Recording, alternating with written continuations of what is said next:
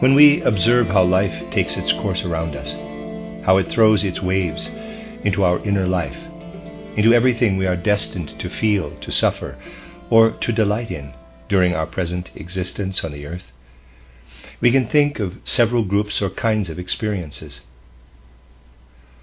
As regards our own faculties and talents, we find to begin with that when we succeed in something or other, we may say, being what we are, it is quite natural and understandable that we should succeed in this or that case. But certain failures, perhaps just those that must be called misfortune and calamity, may also become intelligible when viewed in the whole setting of our nature. In such cases, we may not, perhaps, always be able to prove exactly how this or that failure is connected with our own shortcomings in one direction or another. But when we are obliged to say of ourselves in a general way, in many respects you were a superficial character in your present life, so it is understandable that in certain circumstances you were bound to fail, then we may not immediately perceive the connection between the failure and the shortcomings, but generally speaking, we shall realize that if we have been frivolous and superficial, success cannot always be at our fingertips. From what has been said, you may think that some kind of causal connection could have been evident between what inevitably happened and your faculties or incompetencies. But there are many things in life where, however conscientiously we set to work, we are not able at once to connect success or failure with these faculties or shortcomings. How we ourselves were at fault, or why we deserved success, remains a mystery. In short, when thinking more of our inner life, we shall be able to distinguish two groups of experiences. In the case of the one group, we are aware of the causes of our successes and failures. In the case of the second group, we shall not be able to detect any such connection, and that we failed in one particular instance and succeeded in another will seem to be more or less chance. To begin with, we will bear in mind that there is ample evidence in life of this latter group of facts and experiences, and we'll return to it later. In contrast to what has just been said, we can think more about our destiny in outer life. There, again, two groups of facts will have to be kept in mind. There are cases where it is inwardly clear to us that in connection with events that befall us, not therefore those we ourselves initiated, we did certain things and consequently are to blame for these happenings. But of another group of experiences, we shall be very liable to say that we can see no connection whatever with what we resolved, what we intended. These are events of which it is usually said that they broke in upon our life as if by chance. They seem to have no connection whatever with anything we ourselves have brought about. It is this second group of experiences, in their relation to our inner life, that we shall now consider. That is to say, those happenings where we are unable to perceive any direct or immediate connection with our faculties and shortcomings. Outer events, therefore, which we call chance events, of which we cannot at the outset perceive how they could have been brought about by any preceding factor. By way of test, a kind of experiment can be made with these two groups of experiences. The experiment entails no obligations. It is a question merely of putting to the test what will now be characterized. The experiment can take the following form. We ask ourselves, how would it be if we were to build up in thought a kind of imaginary human being, saying of that person just those things between which we can see no connection by means of our own faculties?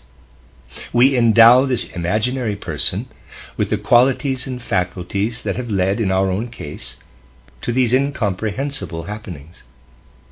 We there imagine someone possessing faculties of such a kind that he or she will inevitably succeed or fail in matters where we cannot say the same in connection with our own shortcomings or faculties. We imagine this person as one who has quite deliberately brought about the events that seem to have come into our life by chance. Simple examples can serve as the starting point here. Suppose a tile from a roof has fallen upon and injured our shoulders. We shall be inclined to attribute this to chance. But to begin with, as an experiment, we now build up in thought an imaginary person who acts in the following strange way. This individual climbs on the roof, quickly loosens a tile, but only to the point where it still has a certain hold, then runs quickly to the ground, so that when the tile has become quite detached, it falls on this person's shoulders. The same can be done in the case of all events that seem to have come into our life by chance. We build up an imaginary person who is guilty of or brings about all those things of which in ordinary life we cannot see how they are connected with us. Such a procedure may seem at first to be nothing but a play of fancy. No obligation is incurred by it, but one remarkable thing emerges. When we have imagined such a person with the qualities referred to, it makes a very memorable impression upon us. We cannot get rid of the picture we have thus created in thought, although the picture seems so artificial. It fascinates us, gives the impression that it must, after all, have something to do with ourselves. The feeling we have of this imaginary thought person accounts for this. If we steep ourselves in this picture, it will most certainly not leave us free.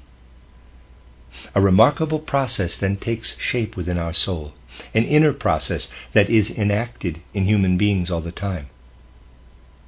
We may think of something, make a resolution. For this we need something we once knew, and we use all sorts of artificial means for recalling it. This effort to call up into memory something that has escaped us is of course a process in the life of the soul, recollection as it is usually called. All the thoughts we summon up to help us to remember something are auxiliary thoughts. Just try for once to realize how many and how often such thoughts have to be used and dropped again in order to get at what we want to know. The purpose of these auxiliary thoughts is to open the way to the recollection needed at the moment. In exactly the same, but in a far more comprehensive sense, the thought person described represents an auxiliary process.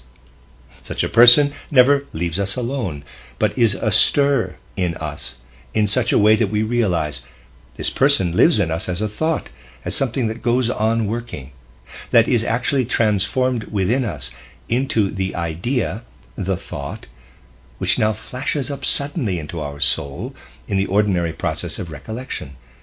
It is something that overwhelms us. It is as though something says to us, this being cannot remain as it is. It transforms something within you. It becomes alive. It changes. This forces itself upon us in such a way that the imaginary person whispers to us, this is something that has to do with another earth existence, not with the present one. A kind of recollection of another earth existence. That is the thought which quite definitely arises. It is really more a feeling than a thought, a sentient experience, but of such a kind that we feel as though what arises in the soul is what we ourselves once were in an earlier incarnation on this earth.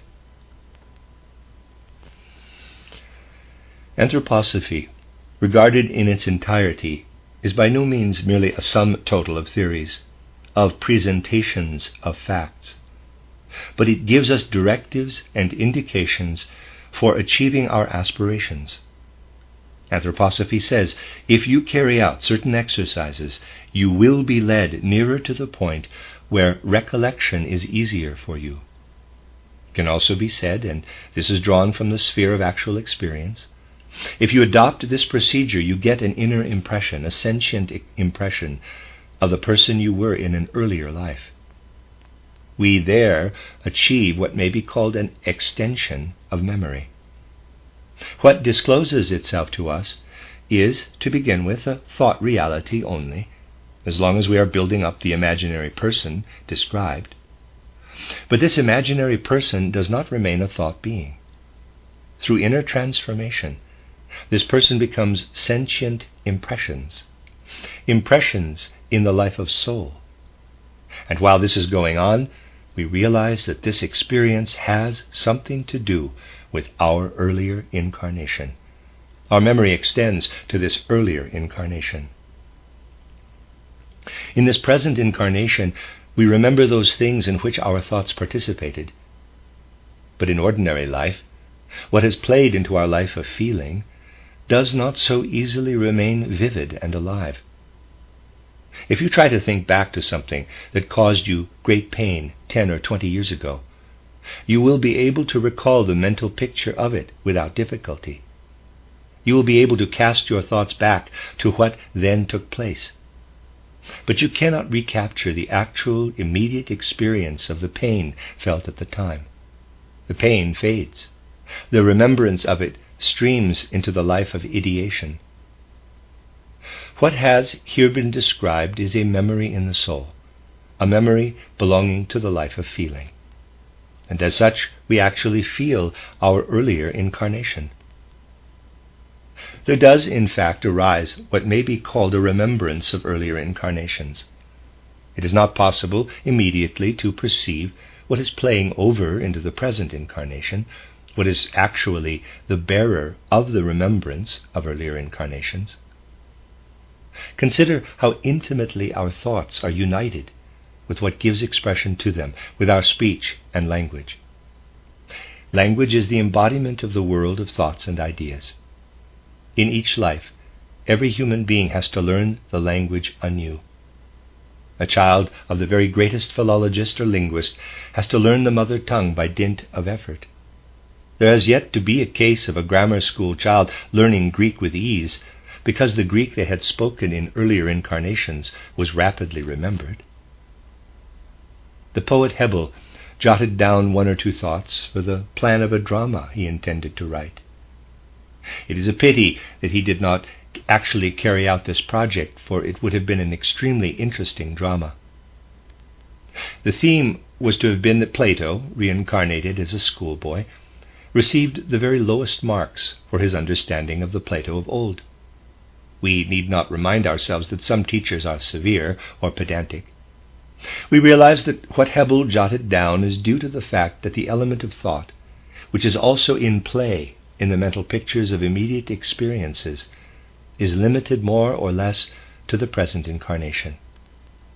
As we have now heard, the first impression of the earlier incarnation comes as a direct memory in the life of feeling, as a new kind of memory.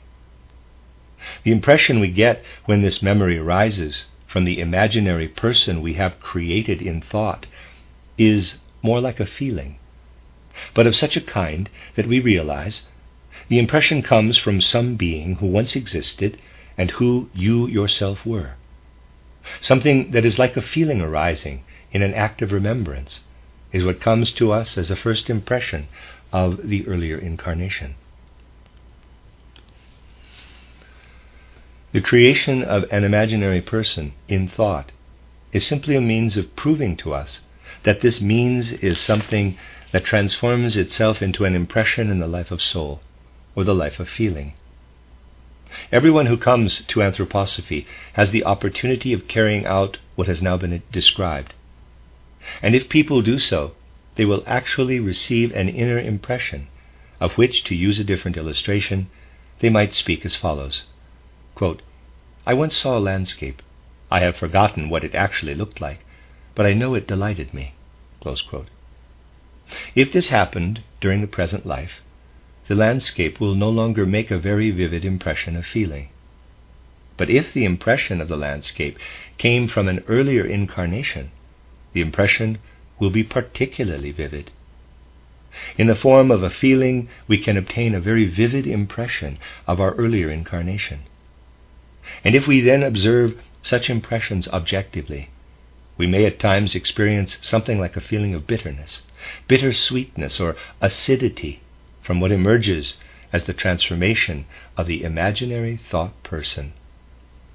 This bittersweet, or some such feeling, is the impression made upon us by our earlier incarnation. It is an impression of feeling, an impression in the life of soul.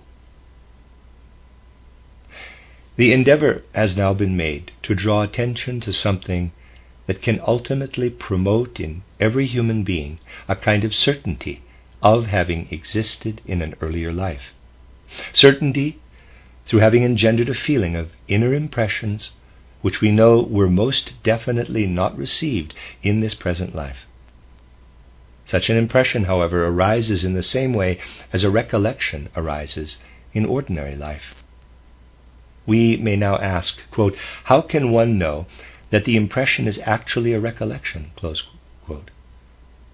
There it can only be said to prove such a thing is not possible. But the process is the same as it is elsewhere in life when we remember something and are in a sound state of mind. We know there that what arises within us in thought is actually related to something we have experienced. The experience itself gives the certainty.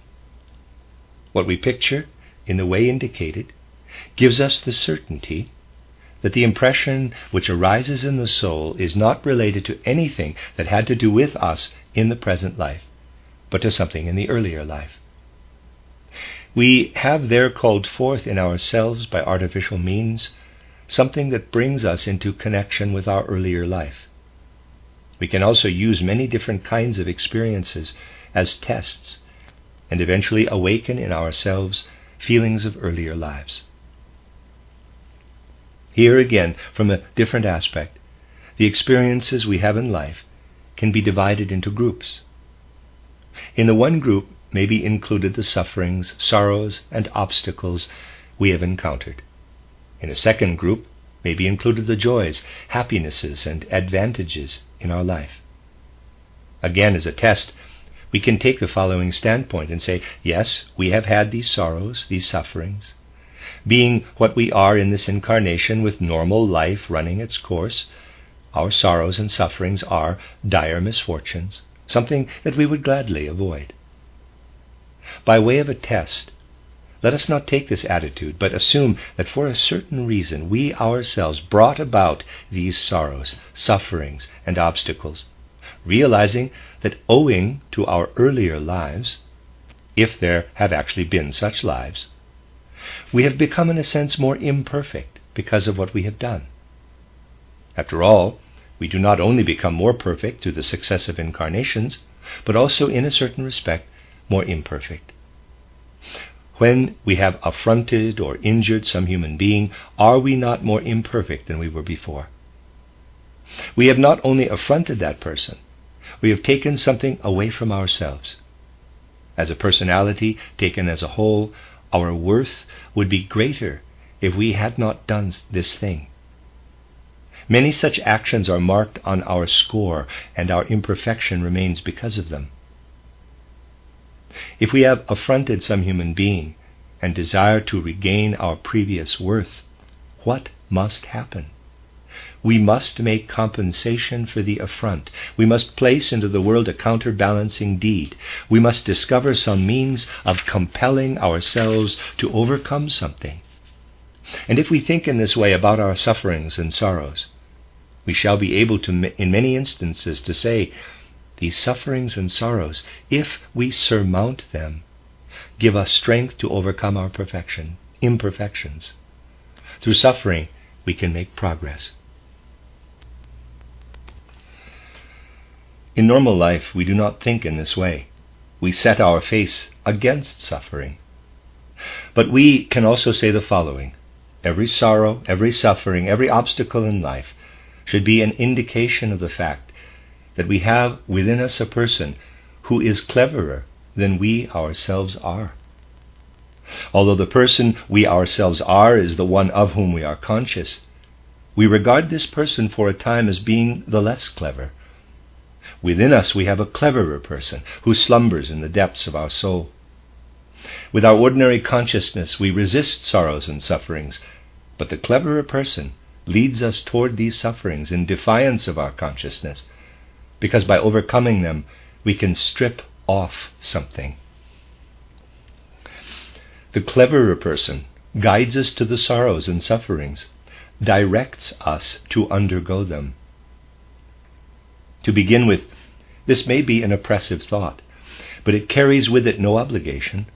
We can use it if we so wish, once only by way of trial. We can say, within us there is a cleverer person who guides us to sufferings and sorrows, to something that in our conscious life we should like most of all to have avoided. We think of this aspect of ourselves as the cleverer person.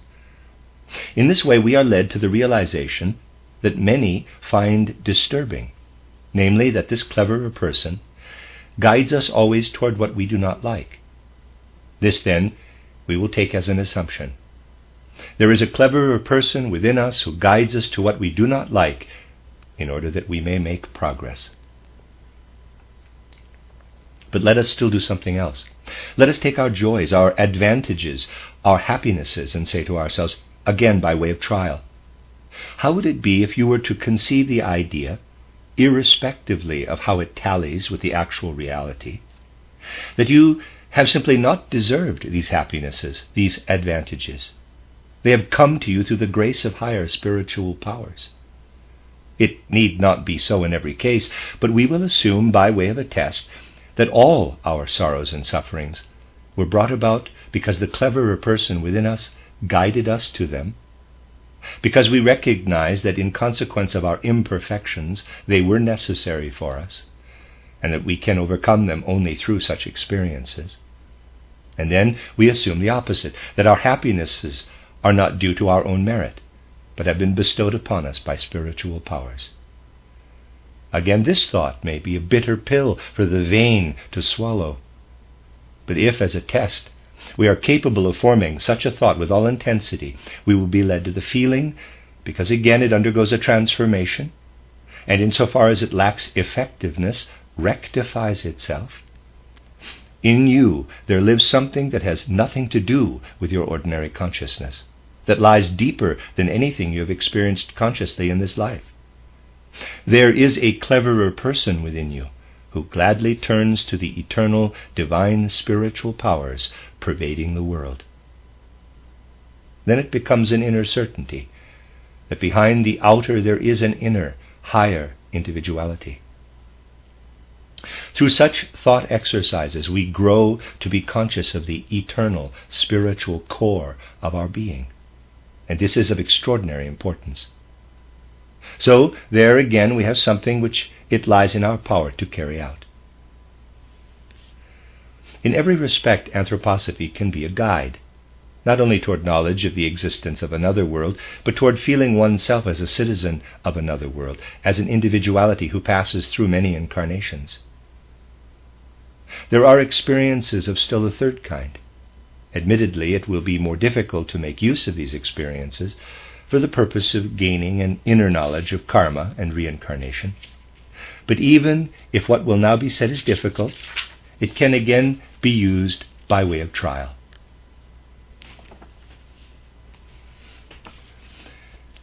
And if it is honestly applied to external life, it will dawn upon us clearly, as a probability to begin with, but then as an ever-growing certainty, that our present life is connected with an earlier one. Let us assume that in our present life, between birth and death, we have already reached or passed our 30th year. Those below that age may also have corresponding experiences. We reflect about the fact that somewhere near our 30th year, we were brought into contact with some person in the outside world, that between the ages of 30 and 40, many different connections have been established with human beings in the outside world. These connections seem to have been made during the most mature stage of our life, so that our whole being was involved in them. Reflection discloses that it is indeed so. But reflection based on the principles and knowledge of spiritual science can lead us to realize the truth of what will now be said, not as the outcome of mere reflection, but of spiritual, scientific, investigation. What I am saying has not been discovered merely through logical thinking. It has been established by spiritual scientific research, but logical thinking can confirm the facts and find them reasonable. We know how the several members of the human constitution unfold in the course of life. In the 7th year, the ether body. In the 14th year, the astral body. In the 21st year, the sentient soul. In the 28th year, the intellectual, or mind soul. And in the 35th year, the consciousness soul, or spiritual soul. Reflecting on this, we can say, in the period from the 30th year to the 40th year, we are concerned with the unfolding of the mind soul and the spiritual soul. The mind soul and the spiritual soul are those forces in our nature that bring us into the closest contact of all with the outer physical world, where they unfold at the very age in life when our intercourse with that world is more active than at any other time. In earliest childhood, the forces belonging to our physical body are directed, determined, activated by what is still entirely enclosed within us. The causal element engendered in previous incarnations, whatever went with us through the gate of death, the spiritual forces we have garnered, everything we bring with us from the earlier life, works and weaves in the upbuilding of our physical body. It is at work unceasingly and invisibly, from within outward. As the years go by, this influence diminishes, and the period of life approaches when the old forces have produced the body, and we confront the world with a finished organism. What we bear within us has come to expression in our external body. At about the 30th year, it may be somewhat earlier or somewhat later, we confront the world in the most strongly physical sense. In our intercourse with the world, we are connected more closely with the physical plane than during any other period of life. We may think that the relationships in life into which we now enter are more physically intelligible than any others, but the fact is that such relationships are least of all connected with the forces that work and weave in us from birth onward. Nevertheless, we may take it for granted that at about the age of 30, we are not led by chance to people who are destined, precisely then, to appear in our environment. We must far rather assume that there too our karma is at work, that these people too have something to do with one of our earlier incarnations. Facts of spiritual science investigated at various times show that very often the people with whom we come into contact somewhere around our 30th year are related to us in such a way that in most cases we were connected with them at the beginning of the immediately preceding incarnation, or it may have been earlier still, as parents or brothers or sisters. At first, this seems a strange and astonishing fact, although it need not inevitably be so. Many cases indicate to spiritual scientific investigation that in very truth our parents, or those who were by our side at the beginning of our previous life, who gave us our place in the physical world, but from whom in later life we grew away, are karmically connected with us in such a way that in our new life we are not again guided to them in early childhood, but only when we have come most completely on to the physical plane. It need not always be exactly like this, for spiritual scientific research shows very frequently that it is not until a subsequent incarnation that those who are then our parents, brothers or sisters, or blood relations in general, are the people who we find around us in the present incarnation at about the time of our 30th year. So the acquaintances we make somewhere about the age of 30 in any one incarnation may have been or will be persons related to us by blood in a previous or subsequent incarnation. It is therefore useful to say to oneself, the personalities with whom life brings you in contact in your 30s were once around you as parents or brothers and sisters, or you can anticipate that in one of your next incarnations they will have this relationship with you. The reverse also holds good.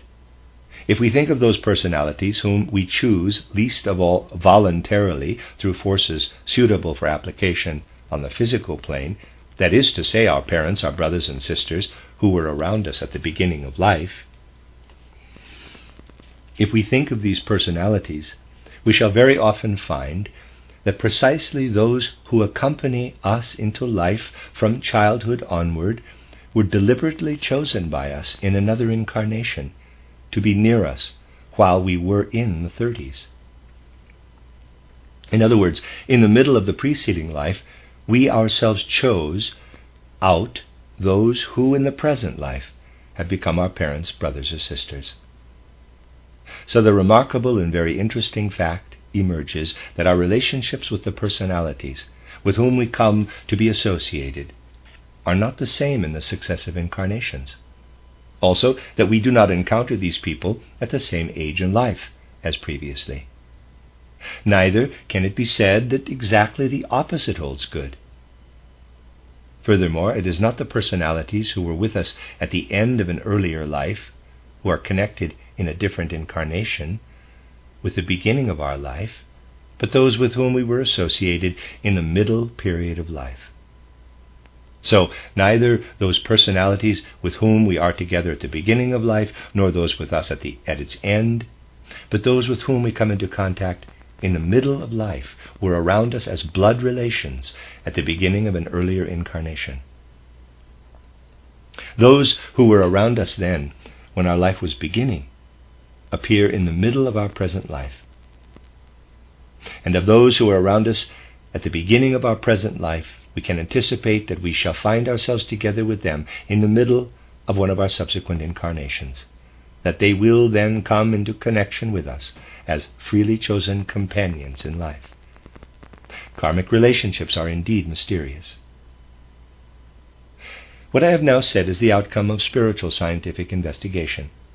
But I repeat, in the way opened up by this investigation, if we reflect about the inner connections between the beginning of life in one of our incarnations and the middle of life in another, we shall realize that this is not void of sense or usefulness. The other aspect is that when such things are brought to our notice and we adopt an intelligent attitude to them, they bring clarity and illumination. Life is clarified if we do not simply accept such things passively, not to say dull-wittedly. It is clarified if we try to grasp, to understand what comes to us in life in such a way that the relationships that are bound to remain elusive, as long as karma is only spoken of in the abstract, become concretely perceptible. It is useful to reflect about the question, why is it that in the middle of our life we are actually driven by karma, seemingly with complete mental awareness, to form some acquaintanceship that does not appear to have been made quite independently and objectively? The reason is that such persons were related to us by blood in the earlier life, and our karma leads them to us now because we have some connection with them. Whenever we reflect in this way about the course of our own life, we shall see that light is shed upon it. Although we may be mistaken in some particular instance, and even if we err in our conclusions 10 times over, nevertheless we may well hit upon the truth in regard to someone who comes into our ken. And when such reflections lead us to say, somewhere or other I have met this person, this thought is like a signpost pointing the way to other things which in different circumstances would not have occurred to us, and which taken in their whole setting give us ever-growing certainty of the correctness of particular facts. Karmic connections are not of such a nature that they can be discerned in one sudden flash. The highest, most important facts of knowledge regarding life, those that really do shed light upon it, must be acquired slowly and by degrees. This is not a welcome thought. It is easier to believe that some flash of illumination might enable it to be said, quote, in an earlier life I was associated with this or that person, close quote, or, quote, I myself was this or that individual, close quote. It may be tiresome to think that all this must be a matter of knowledge, slowly acquired, but that is the case nevertheless. Even if we merely cherish the belief that it might possibly be so, investigation must be repeated time and time again before the belief will become certainty. Even in cases where probability grows constantly stronger, investigation leads us farther. We erect barricades against the spiritual world if we allow ourselves to form instantaneous judgments in these matters. Try to ponder over what has been said today about the acquaintanceships made in the middle period of life and their connection with individuals who were near to us in a preceding incarnation. This will lead us to very fruitful thoughts, especially if taken together with what is said in the book titled The Education of the Child in the Light of Anthroposophy. It will then be unambiguously clear that the outcome of your reflection tallies with what is set forth in that book. But an earnest warning must be added to what has been said today. Genuine investigators guard against drawing conclusions. Things are allowed to come of themselves. Once the things are there, they are first put to the test of ordinary logic. Repetition will then be impossible of something that recently happened to me, not for the first time, and is very characteristic of the attitude adopted to anthroposophy today. A very clever man, I say this without irony, fully recognizing that he has a brilliant mind, said the following to me, quote, "When I read what is contained in your book titled An Outline of Occult Science, I am bound to admit that it seems so logical, to tally so completely with other manifest facts in the world, that I cannot help coming to the conclusion that these things could also be discovered through pure reflection. They need not necessarily be the outcome of supersensible investigation. The things said in this book are in no way questionable or dubious. They tally with the reality." Close quote. I was able to assure this gentleman of my conviction that it would not have been possible for me to discover them through mere reflection, nor that with great respect for his cleverness could I believe he would have discovered them by that means alone. It is absolutely true that whatever in the domain of spiritual science is capable of being logically comprehended simply cannot be discovered by mere reflection.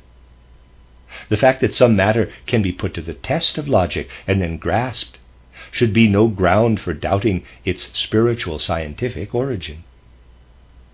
On the contrary, I am sure it must be reassuring to know that the communications made by spiritual science can be recognized through logical reflection as being unquestionably correct.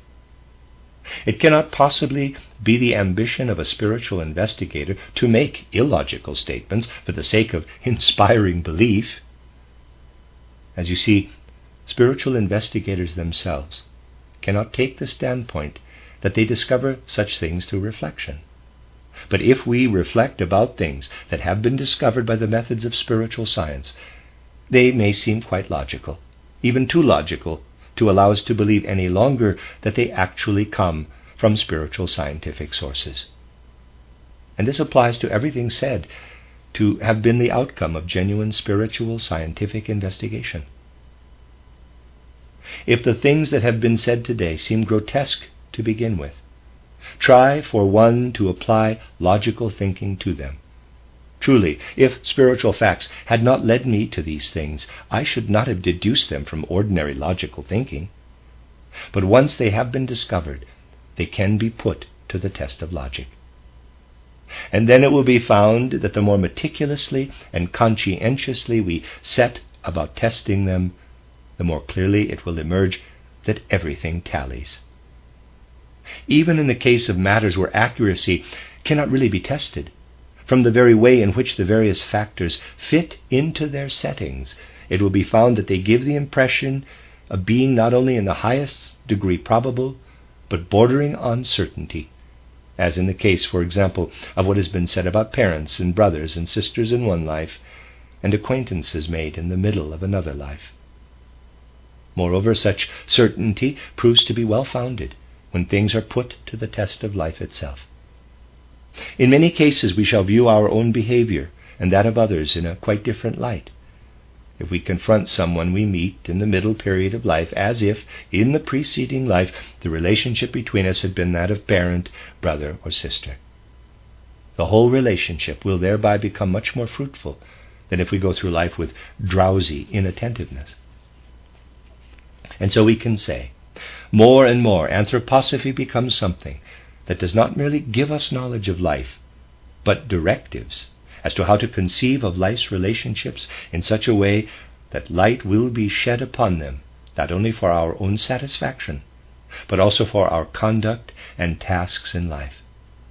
It is important to discard the thought that in this way we impair a spontaneous response to life. Only the timid, those who lack a real earnest purpose in life, can believe such a thing. We, however, must realize that by gaining closer knowledge of life, we make it more fruitful, inwardly richer. What comes to us in life should be carried, through anthroposophy, into horizons where all our forces become more fertile, more full of confidence, a greater stimulus to hope than they were before.